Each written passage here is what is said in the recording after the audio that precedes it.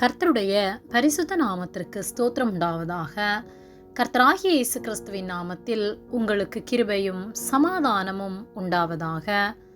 இந்த நாளுக்குரிய தியானத்திற்கான தேவ வார்த்தை தானியேல் அதிகாரம் 3 வசனம் 29. ஆதலால் சாத்ராக், மேஷாக், ஆபேத்நேகோ என்பவர்களுடைய தேவனுக்கு விரோதமாக தூஷண வார்த்தையை சொல்லுகிற எந்த ஜனத்தானும், எந்த ஜாதியானும், எந்த பாஷைக்காரனும் துண்டித்து போடப்படுவான். அவன் வீடு எருக்களமாக்கப்படும் என்று என்னாலே தீர்மானிக்கப்படுகிறது. இவ்விதமாய் ரட்சிக்கத்தக்க தேவன் வேறொருவரும் இல்லை என்றான். பிரியமானவர்களே, கர்த்தருடைய பிள்ளைகளாகிய நாம் கர்த்தருக்கு சாட்சியுள்ளவர்களாய் வாழ வேண்டும். சாத்ராக், மேஷாக், ஆபேத்நேகோவை குறித்து வேத வார்த்தை சொல்லும்போது அவர்கள் தேவனுக்கென்று வைராக்கியமாய் வாழ்ந்தார்கள். நேபுகாத்நேச்சர் ஒரு பொற்சிலையை உண்டாக்கி கீத வாத்தியங்கள் வாசிக்கும் போது எல்லா ஜனங்களும் அதை தாழ விழுந்து பணிந்து அதை தொழுது கொள்ளும்படியாக கட்டளையிட்டான். ஆனால் சாத்ராக், மேஷாக், ஆபேத்நேகோ ஜீவனுள்ள தேவனை மாத்திரமே நாங்கள் தொழுது கொள்ளுவோம் என்று சொல்லி அவர்கள் பொற்சிலையை தொழுது கொள்ளாமல் நின்றார்கள். இதை அறிந்த நேபுகாத்நேச்சார் கடும் கோபம் கொண்டு மற்றவர்களை அக்கினி சூளையில் போடுவதை காட்டிலும் சூளையை 7 மடங்கு அதிகமாய் சூடாக்கி அவர்களை போடும்படியாக கட்டளையிட்டான்.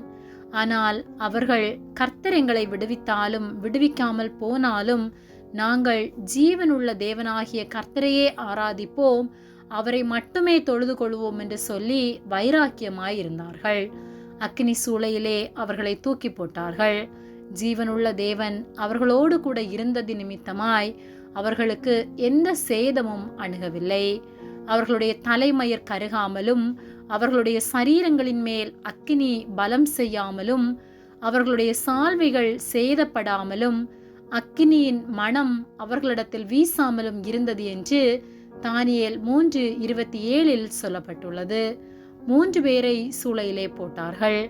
ஆனால் 4 பேர் விடுதலையாய் அக்னியின் நடுவில் உலாவுகிறதை காண்கிறேன், அவர்களுக்கு ஒரு சேதமும் இல்லை, 4ஆம் ஆளின் சாயல் தேவபுத்திரனுக்கு ஒப்பாயிருக்கிறது என்று ராஜா கண்டு மனம் மாறி சாத்ராக், மேஷாக், ஆபேத்நேகோ என்பவர்களுடைய தேவனுக்கு விரோதமாக தூஷண வார்த்தையை சொல்லுகிற எந்த ஜனத்தானும், எந்த ஜாதியானும், எந்த பாஷைக்காரனும் துண்டித்து போடப்படுவான்.